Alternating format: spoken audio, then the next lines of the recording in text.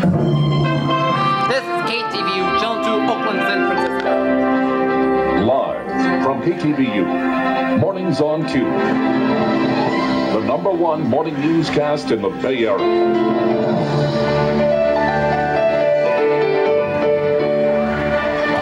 Good morning, everybody. It is 7 a.m. in the morning time on this Friday, July 9th, 1993. On a Friday, I am Peter Wiggins. Today is what's happening on the news segment before we go to Mornings on 2 on this Friday morning, July 9th, 1993, 7 a.m. in the morning time.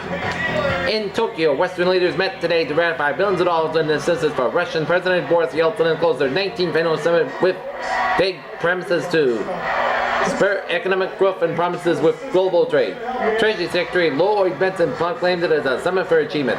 President Clinton joined the leaders of Britain, Canada, France, Germany, Italy, and Japan at Akasaka Palace and to stamp their approval on a common agenda world three economic superpowers, United States, Japan, and Germany, to press ahead with to initiatives to combat sluggish growth. In large measures, brought the document papered over lingering differences. Yeltsin joined the leaders as a quasi-partner over dinner Thursday night and returned today for 3 hours of talks with a summit close. The Russian president wanted assurances that they would live up to promises for $28.4 billion in grants and loans to help a struggling democracy. That package was being formally approved by the leaders. The summit also was endorsed in a $3 billion fund to encourage privatization of a large state-run enterprises in Russia. Okay, so I'm going to be counting on you. The long lingering mystery of the summit was whether Japan would reverse itself and accept an American plan to slash Tokyo's huge trade surplus in half over the next 3 years. I don't want to raise any false hopes, President Clinton said before going to bed Thursday. Yet, Japanese Prime Minister Kiichi Mizawa invited Clinton to dinner tonight, and there was a feeling in the American delegation that he wouldn't have to make the gesture if he didn't have something to offer. Clinton claimed that a success in winning a summit's commitment for $500 million in grants for part of a $3 billion aid package for Russia. The president didn't mention it, but he originally had asked for $4 billion and more than $1 billion of the package was second for earlier pledges. Keeping his eye on American problems back home, Clinton cast. Good. Well, I'll offer you curtain two with Tiffany Coyne standing, but I think that Barbara may have some money to offer. In San Jose, the message was clear and loud. Operation Rescue, you have a war on your hands in California. 19 pro-choice leaders gathered in front of San Jose City Hall on Thursday and that they would meet anti-abortion protesters in the streets over the next 10 days to keep their areas of abortion clinics open. We're not Wichita, we're not Pensacola, we're San Jose, and we are pro-choice, said Margie Foote, the manager of the pro-choice coalition in Santa Clara County. Past demonstrations in these cities brought hundreds of arrests. San Jose is one of 7 cities nationwide targeted by Operation Rescue and the Cities of Refuge campaign to shut down abortion clinics. We will not tolerate religious bigotry. We will not tolerate the terrorist tactics of these people who claim to be Christian and try to enforce their reactionary views on others, said Sandy Spalding, coordinator of the San Jose South Bay branch of the National Organization of Women. Others back in the pro-choice push into the local arm of the American Association of University Women, National Council for Jewish Women, American Civil Liberties Union, National Lawyers Guild, Santa Clara County Bar Association, Physicians for Choice, and Republicans for Choice. In what could be a glimpse of the nasty confrontation possible in coming days, the man who showed up proudly holding his stand and saying abortion kills children was challenged by the pro-choice group who had called the news conference. An ugly shouting match ensued and the sign was ripped out of the man's hands and he was run off. Operation Rescue has pledged to protest the nation's abortion laws in front of the clinics and doctors' homes in the San Jose area for July the 18th. Tariq Din said he's concerned about his neighbor and his own on the night of June 18th when he was driving down South Washington Street. He stopped with a flash of red and blue lights blurred in front of him. I saw a young man laying in the middle of the street. This young man I've known since 7th grade and was stabbed in the back. Din's reference to the Hale Park shooting that left 5 injured brought the sound somberness to the room at the Lowell Center Thursday night in Lowell. At the meeting, the East Side Improvement Committee had commenced to talk about ethnicities and ethnic differences. Ethnic fighting police believe that the violence was a Hispanic king against a white king certainly fits the bill. All ethnicities have the desire to live in peace and harmony, he said. Pakistanis would like to work with the rest of the community in this end. Rick Landry and Lance Said and members of the Lodi Police Department's gang unit told the crowd about the different gangs in Lodi. Landry told the crowd that the misconception of Lodi portrays all gang members as a Hispanic. He said a large group of gang members are Pakistani wanted a range of other ethnicities. Henry Albison, a teacher from Switzerland, has stayed in Lockford for several months while on sabbatical. His perception is east side, so he said it's not so bad. As a guest tourist, you always visit a better place. Lodi is a nice residential town with a lot of well-kept homes, clean streets, he said. But after visiting East Lodi, I spotted asses with bad yards and old cars. But I'll say must not so bad. I've seen parts of Stockton and I must say you don't have to so bad here. Obviously, who doesn't see many of the American type problems like gangs and drugs in Switzerland? He said he was impressed that the East-Side community-based efforts reduce crime. The East-Side Improvement Committee, which works under the auspices of the City Council and is working to clean up the neighborhoods on the East Side and other areas of the city, will meet again on August 12th. You helped her. Proponents of an effort to recall Lodi City Council member Ray Davenport and hired a Stockton Committee to help them gather petition signatures.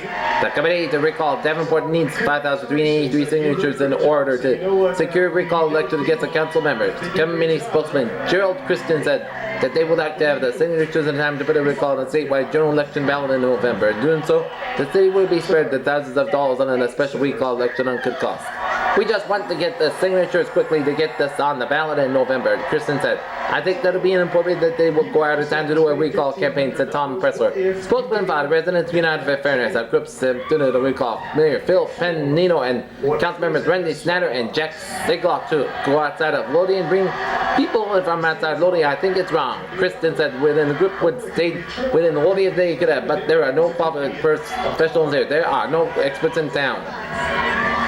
But he said nobody is here to do that, and this is very complicated. By law, we're called for voters to have 120 days to gather qualified signatures of the city's registered voters. That deadline would fall at the end of August for Kristen's group. Despite the hard work of many volunteers, Kristen and his afraid the group might not make an early one. Luxurious nights at a five-star. Bless me. The Sacramento, the California Senate wanted Thursday to make Cesar Chavez's birthday a state holiday, but it could end up as a working holiday for state and school employees. Senators also approved a resolution urging President Clinton and Congress to designate March 31st, which is Chavez's birthday, as a national holiday to honor the late civil rights leader and late farm laborer. Yet passed by a 28-5 vote, sent the Assembly a bill by Senator Art Torres, Democrat of Los Angeles, that would designate March 31st as a state holiday. The resolution by Senator Charles Calderon, Democrat of Montebello, asking for the national holiday passed 25-5. Half of state and school employees would not automatically get a paid day off under the Torres bill because of the state's revenue and shortages. Workers would have to be seeking a paid holiday for collective bargaining. The Torres said state workers currently have 13 paid holidays, including the third Monday in January to honor Martin Luther King. Torres bill would not create a holiday for the courts, and the holiday would be optional for cities, counties, and special districts. But public schools would have to teach about the history of the farm labor movement and Chavez as well as a farm labor leader. You might ask why you need to have a holiday for Cesar Chavez, when some communities might be controversial. The fact of the matter is that we need to have role models who believe in nonviolence. Calderon and Chavez believed to be the human for sacrifice of us. He believed in change by nonviolence. Senator Phil Wyman, a conservative Republican who faced the prospect of running for re-election next year, in heavily Hispanic and Democratic district for the San Joaquin Valley, voted for the bill. But he urged for the choice to take the holiday out of the measure and just make this an opportunity for the city and community wants to recognize that Cesar Chavez to do it. There have been several letters to the editors that may have been appointed to the paid holiday and less than a tribute to anybody. Just one more 3-day weekend, he said. Wyman said he had a major disagreements with Chavez's United Farm Workers Union, but as I grow older, I feel there's a middle ground. See your doctor right away, as some could be life-threatening. Tell your doctor if you have Alright, on to the sports. if you develop new or worse symptoms. On this Get medical help. Friday morning, Symptoms of a heart attack or stroke. Use the San Francisco Giants clobbered the Philadelphia Phillies last night, 13-2 in Philadelphia. Giants and the Philadelphians will square off at 4:35 p.m. with Black on the Man for the Giants. 5,000 a week for life. The Publishers Clearinghouse. Meanwhile, for the Oakland Athletics, they got Win 5,000 a week for your life. Then after that, someone you choose gets 5. bounced by the Boston Red Sox 11-9 at And the Coliseum. win forever. A's and the Red Sox square off at the Coliseum again. Alright, on the weather here. They work fast on heartburn and taste awesome. 7 a.m. report. It is 58 in Oakland, 57 in San Francisco, 61 in San Carlos and Palo Alto, 58 in Mountain View, 63 in San Jose, 83 out in Turlock, 60 in Stockton, 65 in Concord, 54 in Fairfield, 63 in Santa Rosa, and it is 56 in Sacramento. We're here to help. AmericasHelper.com.